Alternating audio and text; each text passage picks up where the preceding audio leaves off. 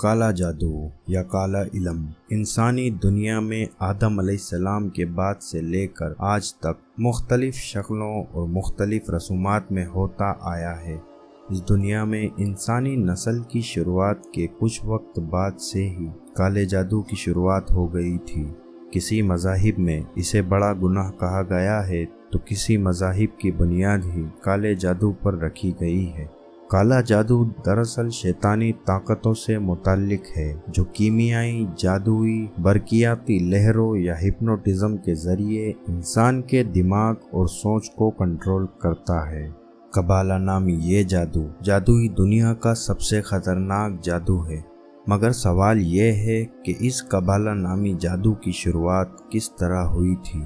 آج کے اس ویڈیو میں ہم آپ کو بتائیں گے کہ انسانی تاریخ میں کالے جادو کی شروعات کس طرح اور کہاں ہوئی تھی، اس کی شروعات کس نے کی تھی، اور ساتھ ہی موجودہ دور کی کچھ تنظیمیں جو کالا جادو پر ہی مشتمل ہے ان کے بارے میں بھی بتائیں گے۔ اس لیے ویڈیو میں آگے بڑھنے سے پہلے آپ سے گزارش ہے کہ ویڈیو کو لائک کر کے چینل کو سبسکرائب کر لیجئے۔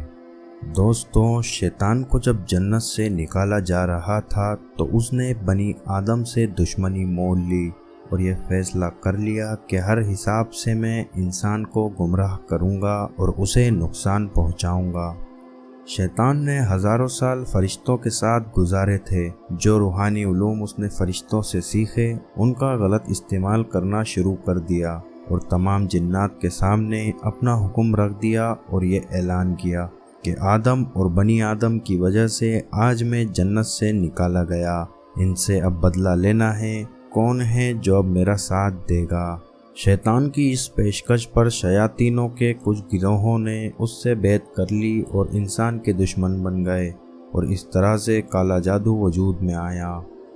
حضرت آدم علیہ السلام کے بیٹے حضرت شیش علیہ السلام تھے اور ان کا بڑا بیٹا دیالہ تھا جو ایک حسد رکھنے والا انسان تھا۔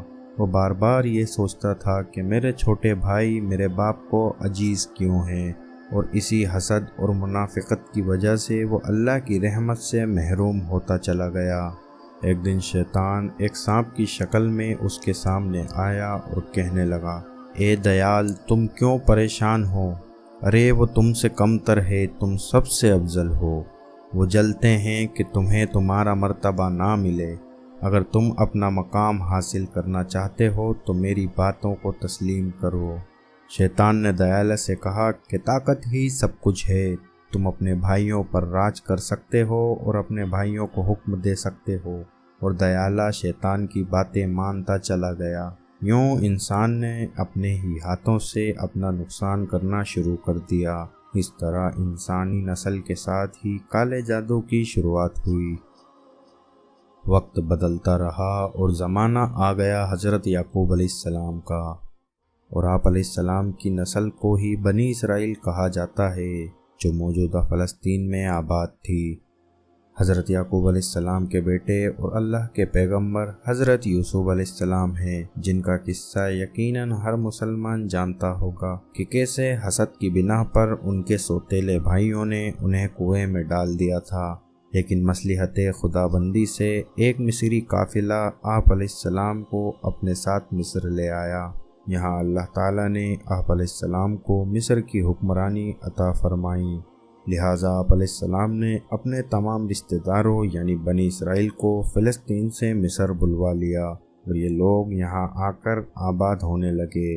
اس وقت بنی اسرائیل کے لوگ جادو اور کسی سفلی علوم سے نا واقف تھے، لیکن مصر ان دنوں جادو میں عروج کمال پر تھا۔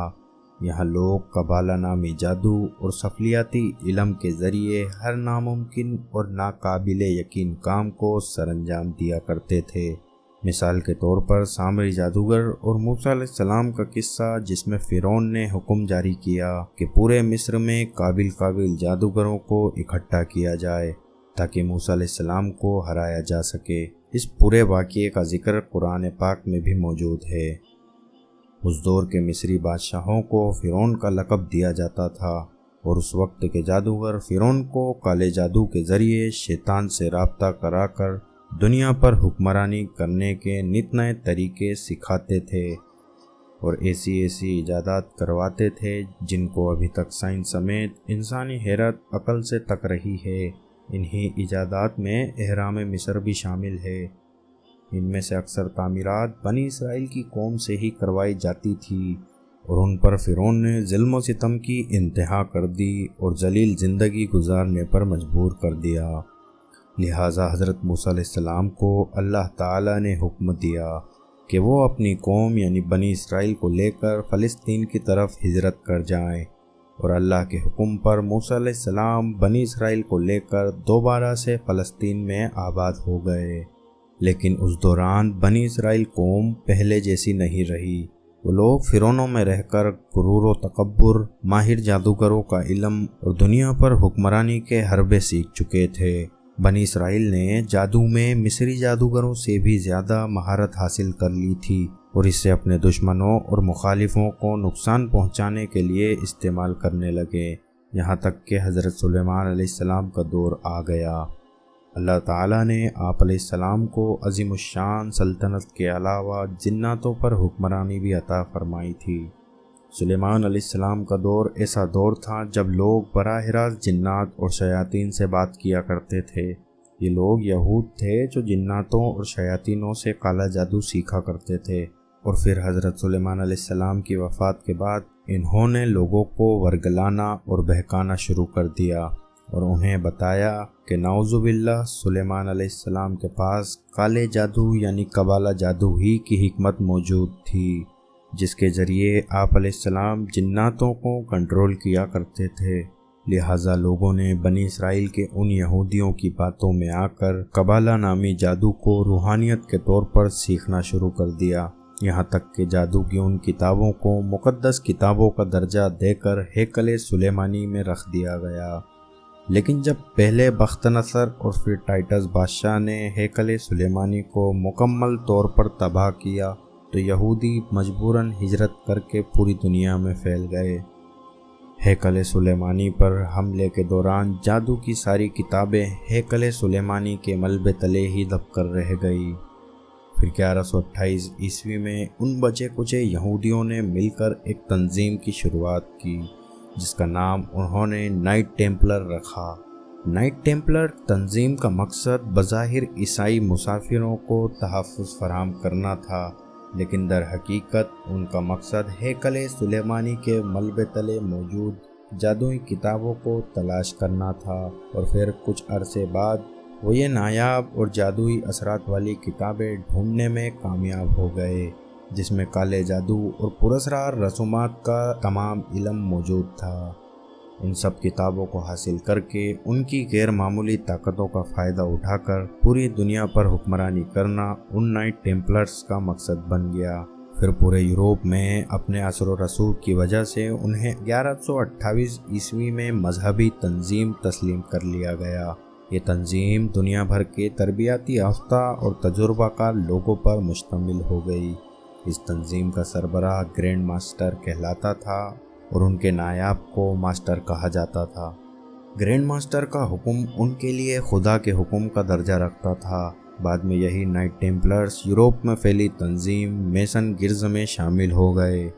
17ویں صدی میں ان نائٹ ٹیمپلرز نے میسن گرز کے ہی اراکین میں سے اپنے ہم خیالوں کے ساتھ مل کر اپنا نام بدل کر فری میسن رکھ لیا اور یوں فری میسن نامی تنظیم وجود میں آئی۔ 1776 میں اس فری میسن تنظیم نے مل کر ایک نئی تنظیم ایلومیناٹی قائم کی، اور اس تنظیم کے ذریعے دنیا کے بڑے بڑے فری میسنز نے خاص طور پر اسلام اور عیسائیوں کو تباہ کرنے کے لیے منصوبے تشکیل کیے۔ ان سب کے لیے انہوں نے میڈیا کا سہارا لیا جو حقائق کو چھپا کر ان تنظیموں کی پیروکاری کرنے لگتی ہے، اور میڈیا کی بنیاد ہی دجالی مقاصد پر رکھی گئی ہے۔ یہ بات ثابت ہوتی ہے ایک حدیث پاک کے مفہوم سے کہ جب دجال آئے گا اور جب لوگوں سے مخاطب ہوگا تب وہ مغرب میں ہوگا اور اس کی آواز مشرق میں سنی جائے گی۔